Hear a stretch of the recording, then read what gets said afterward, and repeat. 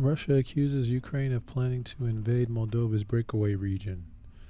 Russia Defense Ministry accused Ukraine on Thursday of planning to invade Moldova's breakaway Transnistria region after a false flag operation, the RIA news agency reported. The ministry said Ukraine planned to stage an attack by purportedly Russian forces from Transnistria as a pretext for the invasion, according to RIA.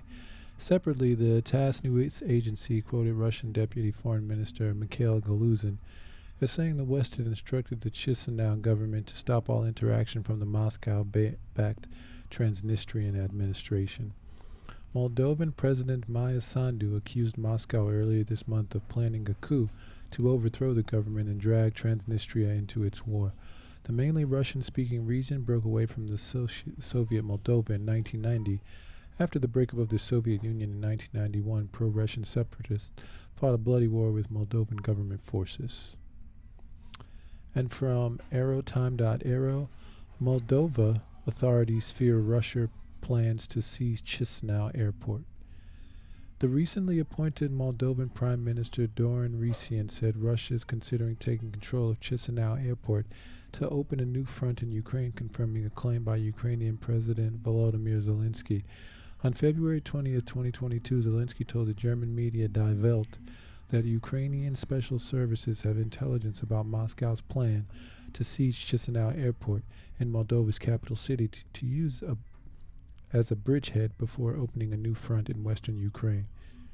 Ukraine will always be ready to help Moldova, Zelensky said. Such a plan is reminiscent of Russia's initial offensive on Ukraine. On February 24, 2022, an air assault was launched by Russian paratroopers on Hostomel Airport, located in the vicinity of Ukraine's capital city, Kiev, to establish a bridgehead for more troops to be flown in. Though the assault eventually failed, the battle for Hostomel control led to the destruction of the An-225 and Maria, the world's largest aircraft. Risian, who assumed office on February 16, 2023, addressed Zelensky's declaration as reported by local media TV8. I mentioned there were and still are several scenarios of destabilization, the Moldovan Prime Minister said. They include several elements, including those mentioned by Zelensky, but I also mentioned that our institutions are ready to face such challenges. We've strengthened our capabilities and are prepared for various scenes aimed at the security of the Republic of Moldova, he added. On February 13, 2023, a Moldovan President Maya Sandu detailed Moscow's alleged plans to overthrow the power in place in Chisinau and announced a strength of security measures. Moldova, a neighbor under pressure since the beginning of the invasion of Ukraine by Russia, the neighboring country of Moldova has seen its safety compromised in several instances. In the first hours of the offensive on February 24, 2022, the Moldovan Civil Aviation Authority ordered the closure of the airspace to avoid putting at risk civilian flights. On February 14, 2023, Moldova once again closed its airspace briefly, citing security concerns over an unidentified flying object. Due to its location, the airspace of Moldova was also crossed several times by cruise missiles fired at Ukrainian cities from Russian warships in the Black Sea. Debris from a Russian missile intercepted by the Ukrainian air defense fell on the Moldovan village of Nazlavsia on October 31st, 2022.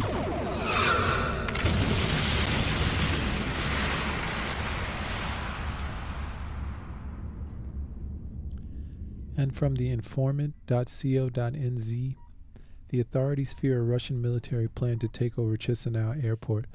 Moldova says its military threatened by Russia. Its new prime minister fears an attempt to take over Chisinau airport.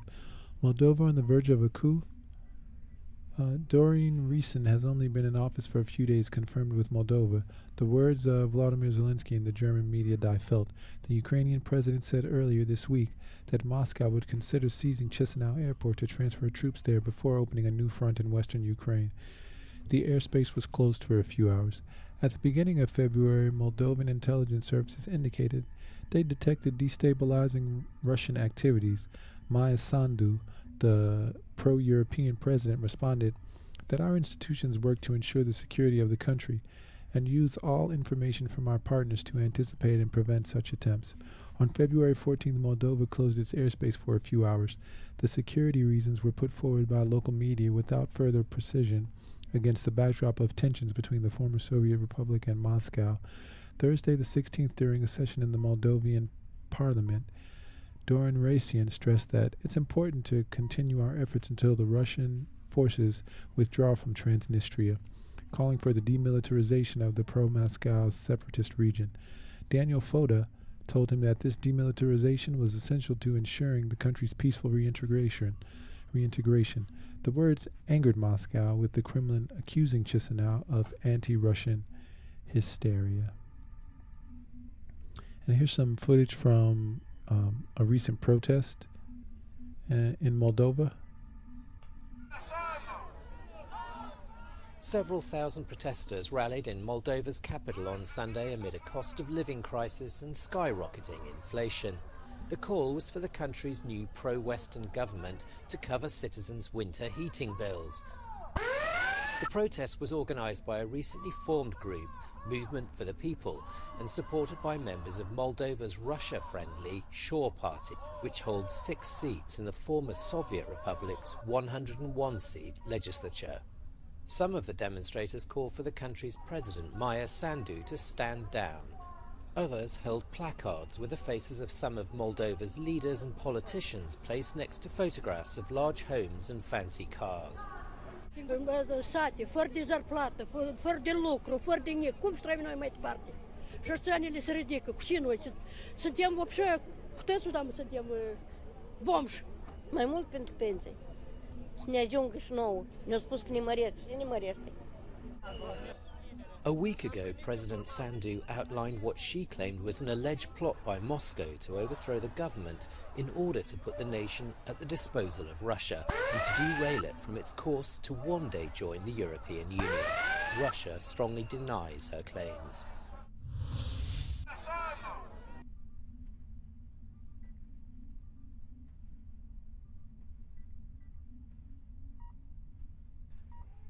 And from breaking latest.news, this is Moscow withdraws its soldiers. Breaking latest.news. Not just the suspension of the START nuclear treaty. In the same speech on Tuesday, Vladimir Putin also revoked Decree 605, with which on 7 May 2012, he was already president himself. The Kremlin dictated foreign policy guidelines to the executive. They concerned inter alia the pro-Russian breakaway regions of Transnistria in Moldova and of Abkhazia and South Ossetia in Georgia. Of particular concern is Transnistria, formerly Stalin's orchard, a productive and energy engine of Moldova, Russian-speaking ever since in 1940. Moscow decided to annex it in the Moldovan RSS to mitigate the latter's Romanian culture. In Transnistria, 4,100 square kilometers in the east of the country, with the capital Tiraspol, pro-Russian authorities hammer and sickle in the flag, nostalgia for the grandeur since '92, the Soviet Union has become separatism, and there remain, from the war of that year, an unspecified number of Russian soldiers, that is 1,500 to 2,000, thought to be formerly on a peace mission. An outbreak that's often flared up in recent months. In April 22, with mysterious explosions near Tiraspol, then from November 22, when inflation in Moldova reached 30% and total energy dependence on Russia was felt in all homes. Despite Western aid, and now in February with the demonstrations against the pro-European government in Chisinau, on 10 February that of Natalia Gavrilita resigned, and against the equally pro-European successor, Doran Resian, protests took place in the streets on 19 February. Now, the excerpt of the decree and the consequent worries about a Russian invasion of Transnistria, which the foreign ministry in Chisinau once again asked Russian troops to demilitarize yesterday. Be very careful, Kremlin spokesman Dmitry Peskov immediately replied, speaking of exceptionally tense relations between Moscow and Chisinau marked by an unconstructive anti-Russian hysteria. Last week, 605 deleted yesterday, he recognized Moldova's neutrality and sovereignty, and above all, its territorial integrity. Russia undertook cooperation actively to resolve the issue of Transnistria precisely in respect of Moldovan territorial integrity. Now this commitment's gone. Not only in the 2012 decree and no longer since today, Russia's also planned to promote the formation of Abkhazia and South Ossetia, modern democratic states according to the rule of law. Abkhazia and South Ossetia, Russophone, are breaking away, or they are breakaway regions of Russian-occupied Georgia. For many analysts, together with Transnistria, they would now be pieces of Great Russia that Putin aims to reassemble. Meanwhile, on Tuesday, the leader of Abkhazia were received by the Belarusian dictator, Putin's number one friend. According to Moldova's pro-EU leaders, all the recent anti-government demonstrations that took place in Chisinau, called by the SOR party and the communists, who have not trusted the Orisian government, are directed from Moscow. Natalia Gavrilida had defined them when she resigned, and the foreign minister of Chisinau yesterday asked the EU sanctioning the oligarch Ilan Sor, close to Putin and responsible for a Facebook campaign, invited Moldovans at the February 19th demonstration against Maya Sandu, who's been repeating since the beginning of January in chorus with Zelensky that Putin has in mind a coup to install a collaborationist government in Chisinau. Sandu wants to change the status of a neutral country that Moldova has had since independence. Yesterday, he took part for the first time in Warsaw at the summit of the Budapest Format, the group of Eastern European countries that are members of NATO. And on Tuesday in Warsaw, it says he, it says should say she, she's a she. She launched an appeal to Joe Biden. Come back to visit us. She was in Chisinau in 2011. We want to stay in the free world. Biden praised her efforts to join the EU. And from NDTV,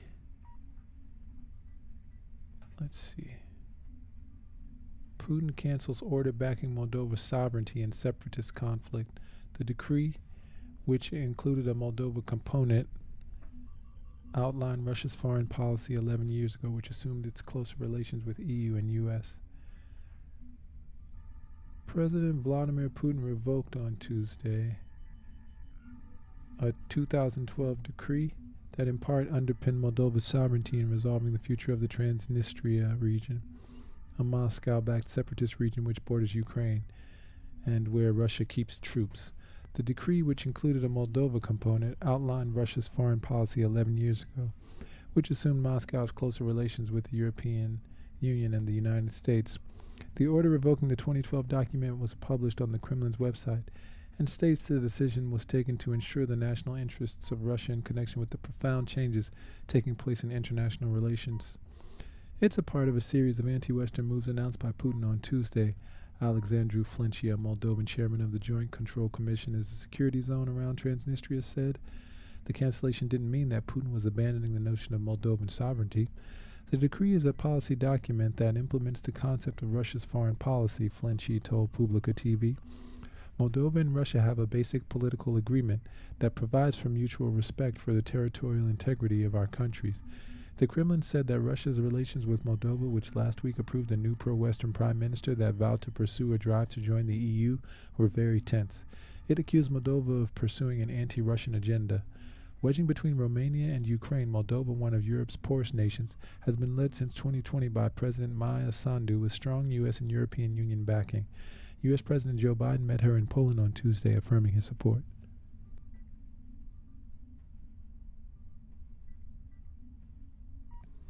The 2012 decree committed Russia to seeking ways to resolve the separatist issue based on respect for the sovereignty, territorial integrity, and neutral status of the Republic of Moldova in determining the special status of Transnistria. The Russian speakers of Transnistria seceded from Moldova in 1990, 1 year before the dissolution of the Soviet Union, amid fears that Moldova would merge with Romania, whose language and culture it broadly shares.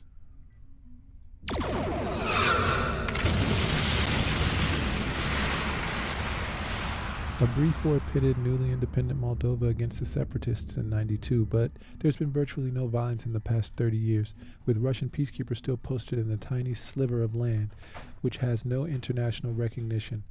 Moldova's foreign ministry said it would carefully study the document. Very interesting. And from star.co.ke,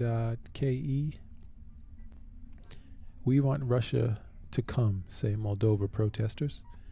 We're a laughingstock. The government's mocking us. Some cry. There are people with 4 or 5 children who literally have nothing to eat. Energy bills here now consume more than 70% of household income, according to Moldova's president. Beneath Moldova's soaring parliament building, a parade of its most precarious files slowly passed, bussed in by thousands from across the country, each with their private tale of poverty and frustration. Capped in a blue woolen hat, Alla thrusts her wide, pale face close to mine and says, "There are people with 4 or 5 children who literally have nothing to eat. Energy bills here now consume more than 70% of household income, according to Moldova's president. Allah tells me they swallow half of her pension. When we elected this government, they promised to raise salaries and pensions, but so far we haven't seen a penny," she says.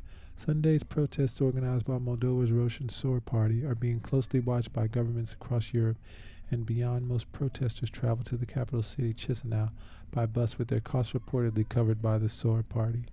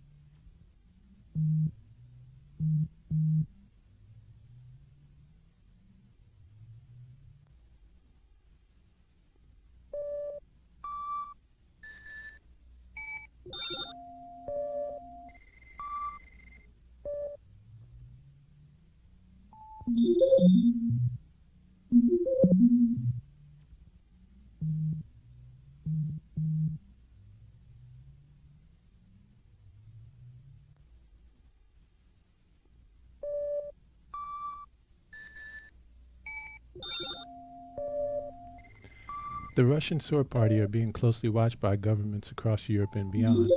Most protesters traveled to the capital city Chisinau by bus, with their costs reportedly covered by the Sword Party. Days before the gathering took place, President Maya Sandu warned that Russia was plotting to send military-trained saboteurs into the country disguised as civilians to topple her pro-Western government. Russia has said the accusation is an attempt by Moldovan authorities to distract attention from their own social and economic failures. Moldova, strategically located on the border with Ukraine and harboring its own pro-Russian breakaway region, is dependent on Russia gas. Last year, Moscow cut its supply to Moldova by half, putting pressure on the government in Chisinau as it seeks to hold together its Romanian and Russian-speaking populations. Protests over the rising price of gas and electricity began last autumn. Speaking at a public briefing last Monday, President Sandu said that Russia has already attempted to destabilize the situation in Moldova via the energy crisis, which she said was expected to cause major discontent among the population and lead to violent protests. The plan now, she said, involved diversionists with military training who would undertake violent action, carry out attacks on buildings of state, institutions, or even take hostages. 57 people from nations friendly to Russia, including a Serbian football fan and several boxers from Montenegro, were denied entry to Moldova in the past few days. after checks by security services, and Moldova's airspace was unexpectedly closed for several hours this week. It's very clear that Russia is an aggressor state. Rosian Vasiloy, head of Moldova's border police, told the BBC. He said the threat had existed since 24 February, where the Ukraine war began, but he emphasized that it was different now. It's a mix of threats from inside and outside Moldova. As long as Ukraine continues to fight and wins the war, he believes the risks for Moldova are lower. If Ukraine falls, Moldova is next, he said. But I'm not afraid. Since the war began, President Sandu's government has tried to diversify the country's energy sources and wean it off dependence on Russian gas. But attacks on Ukraine's infrastructure and the cost of importing electricity from Romania hasn't made that easy. She said the alleged Russian plot would rely on internal forces such as the opposition SOR party and called for parliament to pass tougher security laws. Marina Taubor, SOR's general secretary, who led today's protest outside parliament, says that her party is not opposed to the EU and wants good relations with all sides. But there are those in her party who admit they would welcome Russian intervention. Orhe, an hour's drive north of the capital Chisinau, is a SOR stronghold where we meet party councillor Iru Berenci. We're not afraid, he told me, because if Russia wanted to take Moldova, they'd do it in half a day. When asked if she would welcome that, Miss Berenci is unequivocal. In my personal opinion, yes, he said. With Russia, we'd be much better off than we are now. Many people in Chisinau see closer ties with the West as a way to secure Moldova's independence and democracy at a critical time. President Sandu's party has a solid majority in parliament, but the view from the crowd outside the parliament on Sunday was different, and there's the risk the pressure could widen the splits in Moldova's diverse society. The risk is clear when Allah and her friends were asked whether they believe Russia wants to infiltrate Moldova as their president fears. Yes, let them come, they shout. We want them. Come here. We want to be a part of Russia.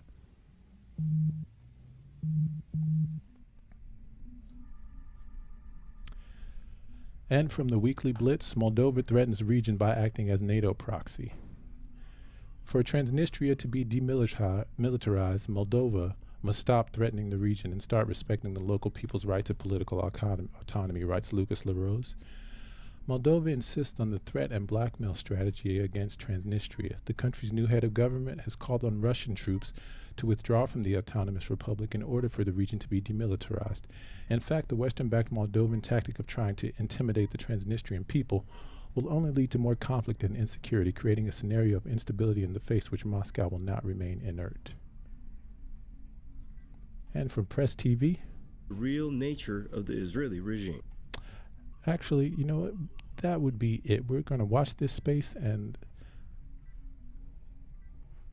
remember that your engagement is probably the most important thing. Through a like, a share, and a subscribe, you can help us to increase our reach, and you'll accelerate us at warp speed towards the continuation of our mission to truthfully go where no news will have been going before.